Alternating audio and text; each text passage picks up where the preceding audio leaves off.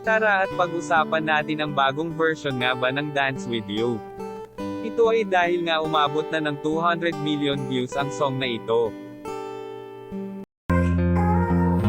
Welcome to Sikat Story. Si Skastikli ay nag-live kahapon September 21, 2022 sa kanyang Instagram kasama ang kanyang banda. Pakinggan at panoorin nga natin kung ibang version nga ba ito. Malayo nga ito sa original dahil merong mga halong ibang instrumento. Masayang masaya si Skastikli dahil history nga ang kanta niyang Dance With You kaya hindi din siya titigil pa sa paggawa ng kanta.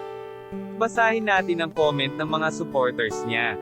Huwag manghusga kung walang ambag sa buhay ni Daryl Ruiz. Concert biyanda. Auto-tune na naman yan. Wow!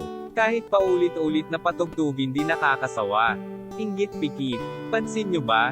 Pag mga gantong usapan, achievements, milestone yung mga media at gumagawa ng article walang pakialam sa ganito. Pero kapag mga issue, bad news, clout chase ang bibilas. Kung nasaan ang hype nandun sila mga walang kwenta po. Ang ganda ng pagkakaariglo dito sa Dance With You. Hindi talaga nakakasawang pakinggan kaya naman talagang deserve ni Skastikli na umabot ito sa 200 million views. Anong kayang masasabi ni Honcho dito sa 200 million views ni Skastikli?